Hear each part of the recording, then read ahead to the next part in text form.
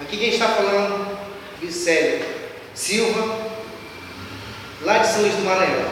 Eu tenho uma coisa para cantar para vocês, que eu fiz uma música, bem parecida com o Zezé. Não é uma paródia, mas é uma canção que eu acho bonita, gosto dela, até mesmo coreografei ela.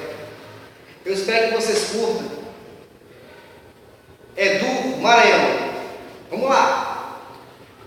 Madrugada fria e eu aqui na rua, louco de saudade, sentindo falta sua.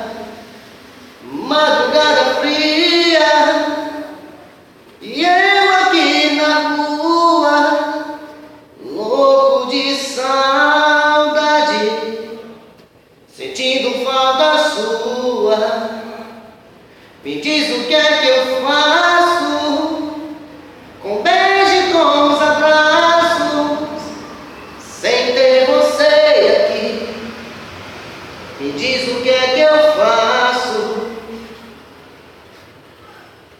o que é que eu faço com os meus olhos, sem ter você pra ver. O que é que eu faço com minhas mãos, sem ter você para tocar? O que é que eu faço com meu corpo, sem poder sentir o teu? O que é que eu faço com esse amor inútil, sem você pra amar? Madrugada fria e eu aqui na rua, louco de saudade, sentindo falta sua. Madrugada fria e eu aqui na rua, louco de saudade, sentindo falta sua. Me diz o que é que eu faço, com beijo e com os abraços, sem ter você aqui.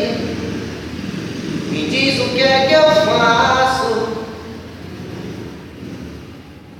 o que é que eu faço com os meus olhos, sem ter você pra ver. O que é que eu faço com minhas mãos, sem ter você para tocar? O que é que eu faço com meu corpo, sem poder sentir o teu? O que é que eu faço com esse amor inútil, sem você pra amar? Madrugada fria e eu aqui na rua, louco de saudade, sentindo falta sua.